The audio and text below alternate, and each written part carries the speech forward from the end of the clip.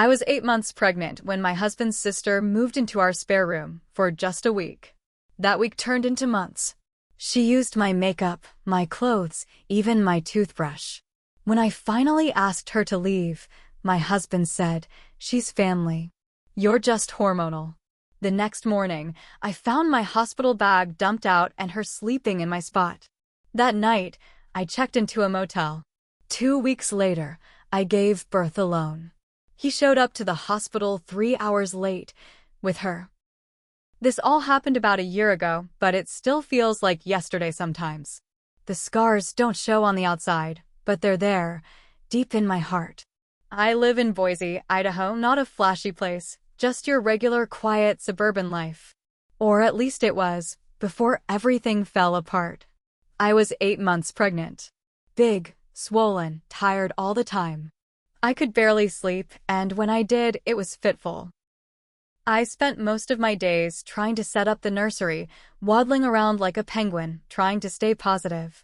My husband, Ryan, worked long hours at a construction company, so I tried not to bother him too much. I thought I was being understanding, supportive, the kind of wife you're supposed to be. One Thursday afternoon, Ryan called me. His tone was rushed but excited. "Hey, listen," he said, "my sister Anna is coming into town. She just needs a place to crash for a week.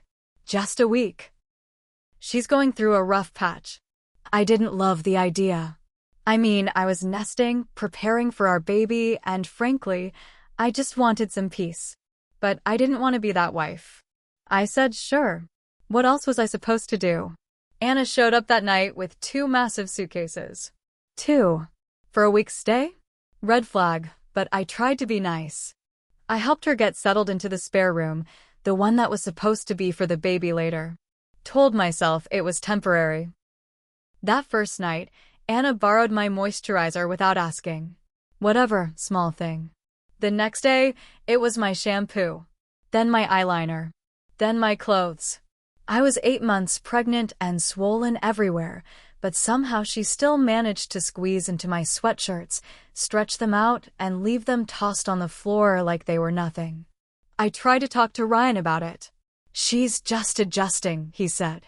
"She's going through a lot. Be patient." Okay, be patient. Days turned into weeks. Anna was still there, still treating our house like her personal playground. She didn't work, didn't help around the house, didn't even pick up after herself. Plates would be left out, towels soaked and stinking on the bathroom floor. She'd blast music in the middle of the day when I was trying to rest. One time she used my toothbrush. My actual toothbrush. I found it wet, sitting on the counter, and when I confronted her, she just laughed. Said, "Don't be so uptight. We're family." Something in me cracked that day.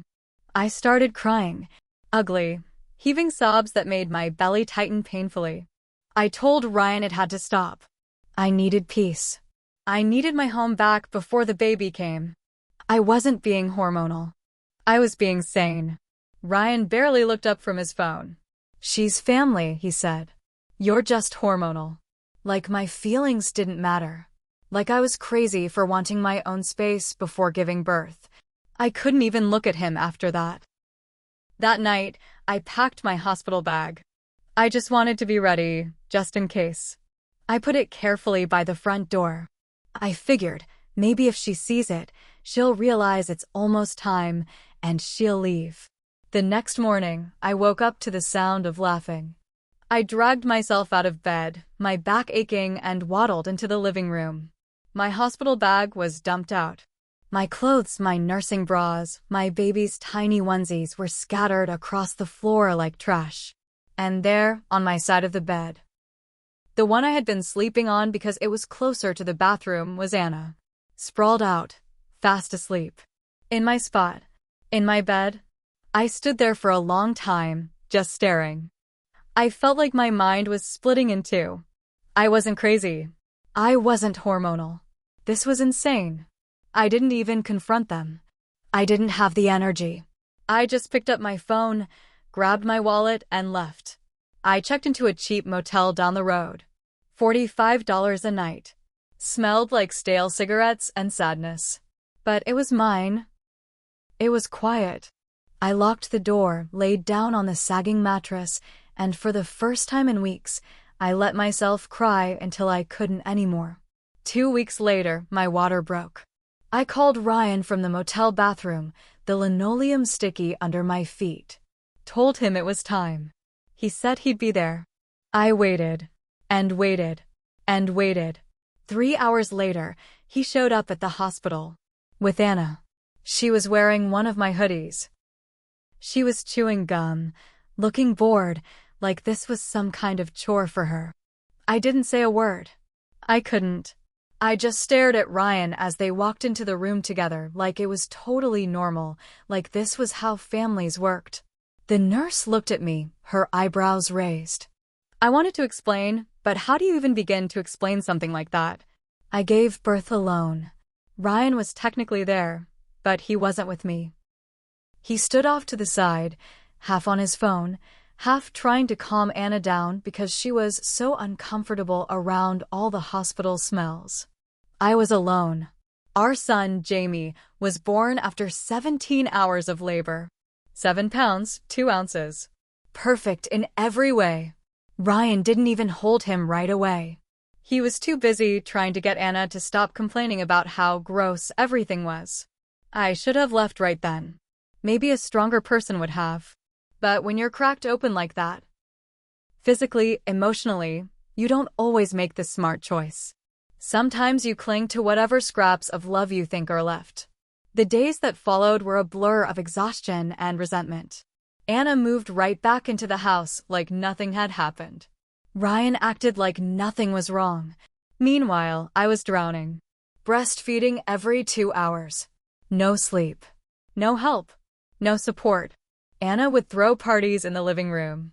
Blast music while I tried to rock Jamie to sleep in the nursery. Once, I came out at 2 a.m. begging them to keep it down, and Anna had the nerve to tell me I was killing the vibe. Ryan said I needed to loosen up. I started fantasizing about packing up and disappearing, just taking Jamie and vanishing. But I had nowhere to go. No money, no job. Ryan controlled all of it. I felt trapped. One night, when Jamie was about 6 weeks old, Anna stumbled into the nursery drunk. She actually tried to pick him up out of his crib. I woke up to the sound of him screaming.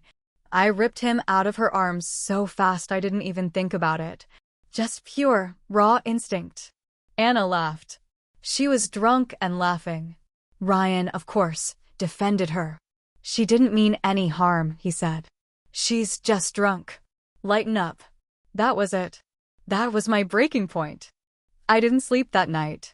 I sat on the floor in Jamie's room, rocking him while he cried and cried, my own tears falling silently onto his tiny blanket. By morning, I knew what I had to do. I waited until Ryan left for work. Anna was passed out on the couch, mouth open, snoring like a freight train. I packed a duffel bag with whatever I could grab. Diapers, wipes, a few outfits for Jamie, a couple bottles, the little bit of cash I had hidden away in a tampon box under the bathroom sink. Maybe $200 tops. I didn't even pack clothes for myself. I didn't care. I just needed out. I strapped Jamie into his car seat, my hands shaking so bad I could barely buckle him in. I kept expecting Anna to wake up and start screaming at me, or Ryan to come charging back through the door. But no one stopped me. I drove straight to my cousin's house in Meridian, about 20 minutes away. We hadn't been super close over the years, but I remembered she had a guest room and a big heart. I didn't know where else to go. When I showed up on her doorstep, clutching Jamie and that ratty duffel bag, she didn't even ask questions. She just opened her arms and pulled me inside. For the first time in what felt like months, I breathed. I thought maybe that would be the end of it, that Ryan would realize what he'd lost, that he'd come to his senses, beg for forgiveness. But instead, the texts started. At first, they were half-assed apologies. Come home. Let's talk. Anna didn't mean it. You're blowing things out of proportion. Then they turned ugly. If you don't come back, Don't bother coming back at all. You're keeping my son from me. That's abuse. You're sick. You need help. Some of the messages came from Anna's number too. I didn't even open those. I didn't need to. I could already hear her voice in my head, snide, mocking, vicious. My cousin helped me get a lawyer. I filed for custody. Ryan tried to fight it at first, but the thing about drunk sisters stumbling into nurseries and a husband too busy texting to notice, well, judges don't look kindly on that. Still, it wasn't easy. Ryan lied through his teeth. Said I was unstable. Said I abandoned the home, abandoned him. His lawyer made it sound like I was the crazy one. It was the worst months of my life. Every day was a new nightmare. Every time my phone buzzed, my stomach dropped. And then came the twist I didn't see coming. One afternoon, about a month into the custody battle, I was sitting in my cousin's kitchen feeding Jamie when her husband came in, holding his phone like it was a live grenade. You might want to see this, he said. It was a Facebook post. Public. From Anna. A long, rambling rant about how some people didn't appreciate family. About how she had sacrificed everything to help her brother and his ungrateful wife. About how she deserved better and wasn't going to apologize for living her best life. Attached were pictures. Pictures of Anna in my old maternity clothes, holding a glass of wine, sitting in my old living room, throwing parties. She even posted a video of her stumbling around drunk with a cigarette hanging out of her mouth in the nursery, right next to Jamie's empty crib. The video had 300 comments already. Half her friends cheering her on. Half horrified. I screenshot everything. Sent it straight to my lawyer. It was like Christmas morning. A week later, in court, Ryan's lawyer didn't even try to argue when the judge saw the evidence. Full custody. Supervised visitation for Ryan only, no contact allowed between Anna and Jamie. I thought maybe that would be the end of it, but of course it wasn't. Because 2 weeks later, Ryan showed up at my cousin's house. He pounded on the door for 20 minutes. Screaming, crying, begging, accusing. I miss my family. He shouted, "You can't do this to me. You're punishing me because you're jealous." Jealous. Of what exactly? A drunk sister who trashed our home? A husband who left me alone to give birth? My cousin called the cops. Ryan was gone by the time they got there, but that night I knew something had shifted. Something deep and ugly inside him.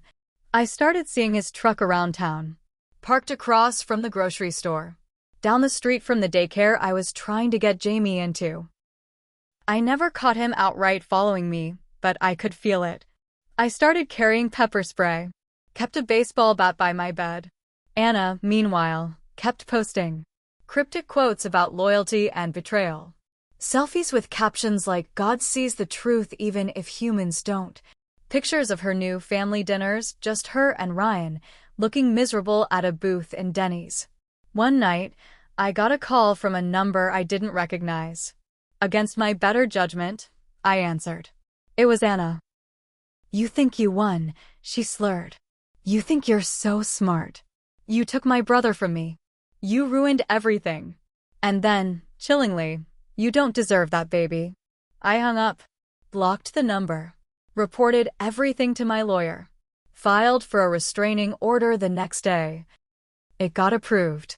Still, I lived like a ghost for a while, moving between my cousin's house and another friend's. Never staying too long in one place. Always looking over my shoulder.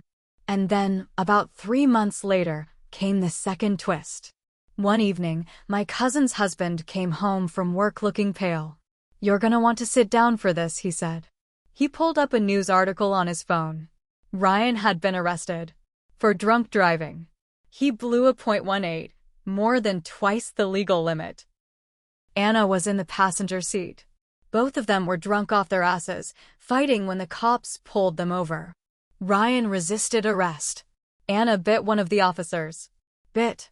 I read the article twice, 3 times, not sure if my eyes were playing tricks on me. They both got charged. Ryan lost his job. Anna ended up in county jail for a month. And suddenly, all the fight seemed to go out of them. No more late-night calls. No more Facebook posts. Just silence. For the first time in what felt like forever, I could breathe. I thought maybe that was it. That the storm had finally passed. But peace is a tricky thing. It can slip through your fingers when you least expect it. A few quiet weeks went by. I started to believe maybe, just maybe, I could build something stable again. I found a little rental house on the edge of town, nothing fancy, 2 bedrooms, a tiny kitchen, a backyard full of weeds, but it was mine. Jamie had his own room. I could lock the doors at night, and no one could just waltz in and dump out my life. It wasn't perfect, but it was home. Then one morning, I got a letter in the mail. It was from Ryan's lawyer. He was suing me for parental alienation, claiming I had intentionally turned Jamie against him by withholding contact and creating a hostile environment. It was complete bullshit. He hadn't even tried to visit. Not once since he got arrested. But still, now I had to fight again. More court dates. More fees. More time off work I couldn't afford. More stomach aches and sleepless nights. When my lawyer asked if Ryan even had a stable address now, we looked into it. Turned out he didn't. After the DUI, he'd lost the lease on our old house. Anna had tried to rent another place, but no one wanted her. Too many fights, too many police visits, too much noise. They were bouncing around between motels and couch surfing. Homeless. Both of them. It should have made me feel victorious. It didn't. All it did was make them more desperate. The next twist hit like a freight train. One evening, I came home from picking up Jamie at daycare. The front door was unlocked. I knew I had locked it that morning. I triple-checked the door every time I left. My heart slammed into my throat. I pulled Jamie close to me and stepped inside carefully. Nothing looked disturbed at first. No broken windows. No mess. But when I walked into Jamie's room, I stopped cold. Pinned to his crib was a sticky note. It said, "You can't keep him forever." No signature. No other damage. Just that. I felt like the walls were closing in. I called the police immediately. Filed another report. They couldn't prove it was Ryan or Anna, but everyone knew. Who else would do something like that? I had cameras installed the next day. Top of the line. Every door, every window, every corner covered. Motion sensors. Floodlights. I barely slept that night. Every creak of the house made my skin crawl. The police couldn't arrest Ryan or Anna without hard proof. I kept a baseball bat by the bed and Jamie slept next to me, tucked so tight into my side that sometimes I'd wake up with his little hand clinging to my shirt. I hated the fear. I hated living like prey. But I didn't back down. If they wanted a fight, they were going to get one. A few weeks later, another twist, one I never could have predicted. My cousin got a call from her friend, who worked at a local rehab center. Apparently, Anna had checked herself in. She wasn't doing it for her health. She was trying to make herself look good for court. Trying to look like she was turning her life around so she could support Ryan's custody case. It was a play. A fake show. And worse, Ryan was now living in a halfway house, trying to show he was stable enough for supervised visits. It was like watching a slow-motion car crash. I could see exactly what they were doing, trying to trick the system, but I couldn't stop it. My lawyer prepped me for court like we were going into a war zone. Every screenshot, every police report, every message, every sticky note, every blurry security cam image of cars lurking outside my house. I had it all ready. The day we went back to court, I was shaking so bad I thought my knees might give out. Ryan showed up wearing a borrowed suit that didn't fit him. Anna wasn't allowed inside the courtroom, but I could feel her presence like a black cloud outside. Ryan tried to cry. Talked about how much he loved his son. How family is everything. How he'd made mistakes but learned from them. The judge sat there, stone-faced, tapping her pen against the desk. Then my lawyer stood up. Piece by piece, she laid it all out. The DUIs, the arrests, the harassment, the threats, the note pinned to my baby's crib, the late-night stalking. Ryan's face crumbled. The judge didn't even hesitate. Supervised visits. Twice a month. In a state-monitored facility. Anna banned from all contact permanently. The relief that washed over me was so strong I nearly collapsed. But the story still wasn't over. Because just when I thought I could finally breathe, Ryan decided to get petty. He started showing up at supervised visits with gifts. Not for Jamie. For me. Weird, creepy gifts. A locket with 2 broken hearts. A stuffed animal that reeked of cheap cologne. A letter saying he missed our family unit and would do anything to get it back. The social workers were horrified. They documented everything. Eventually, the center banned Ryan for violating the rules. He lost all visitation rights. And still, somehow, it wasn't over. Anna, fresh out of rehab, posted a GoFundMe. She claimed she was a victim of domestic abuse, no mention of Ryan being her brother. That she was forced into homelessness by a vindictive woman, and she needed donations to start her new life. She even used an old photo of my baby, a photo she must have stolen off my Facebook years ago, to make herself look more sympathetic. I nearly threw up when I saw it. I reported it. So did dozens of my friends and family. Eventually, GoFundMe took it down. But the damage was done. Some people believed her. Strangers sent her money. She posted pictures of herself at hotels, eating big meals, living it up on donations from suckers who didn't know the truth. And Ryan? Last I heard, he's bouncing between friends' couches, picking up odd jobs, getting drunk in parking lots. Meanwhile, Jamie and I are building a real life. It's not easy. Some days the fear creeps back in the worry that they'll pop up again like weeds that just won't die. But mostly, it's peace. Real, hard-earned peace. The kind that comes when you finally realize you don't owe anyone your sanity. Not even someone you once called family. Especially not them. Time passed. I built a new routine. Jamie started walking, then running. His laughter filled the little house we rented. We had pancake mornings and slow afternoons at the park. I planted flowers in the backyard, watched them grow in the Idaho sun, wild and stubborn like me.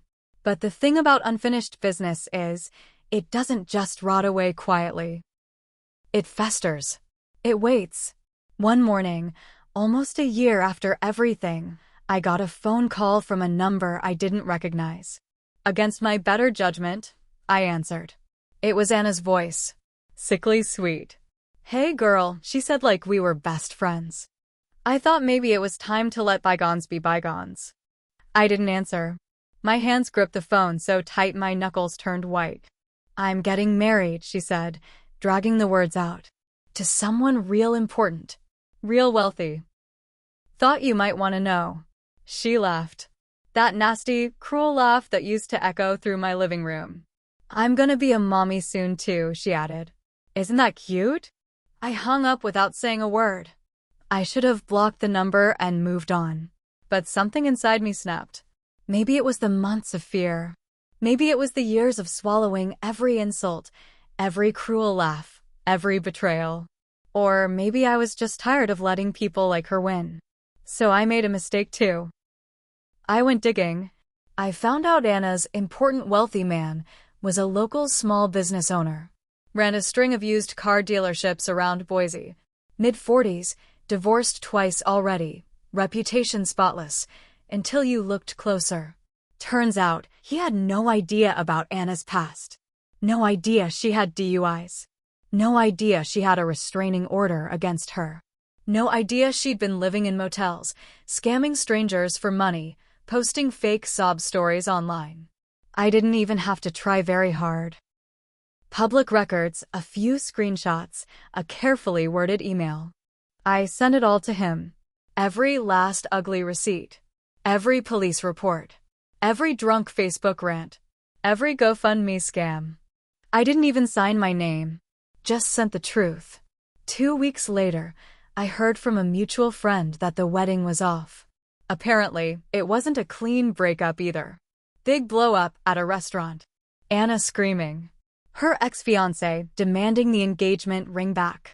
She threw a drink in his face. Cops were called. No charges filed, but it made the local gossip circuit fast. Anna's big dream gone in flames. It was petty. It was cold. And it felt so damn good. Ryan didn't escape either. Not long after Anna's blow-up, Ryan got arrested again. This time for stealing copper wire from a construction site. Some desperate, sloppy crime that screamed how far he'd fallen. He tried to blame everyone but himself, his boss, the economy, even me somehow. But the court didn't care. Last I heard, he's serving a short sentence at a county jail halfway across the state. Meanwhile, Jamie and I are still here. Still standing. I'd love to say I was perfect through all of this. That I never stooped to their level. That I rose above. But that's not true. I made mistakes. I let anger get the better of me. I fought ugly when I should have walked away cleaner. And a small, broken part of me enjoyed their downfall more than it should have. But here's the thing about real life. It's not clean. It's messy and angry and raw. And sometimes, the only way out of hell is to burn it all down behind you. I'm not proud of everything I did. But I don't regret it either. Because now, when I walk into Jamie's room at night and see him sleeping safe and sound under the glow-in-the-dark stars we stuck to his ceiling, I know. I chose the right side. I chose us. And for the first time in a long, long time, I am not afraid. Not of them. Not of the past. Not of anything. Not anymore.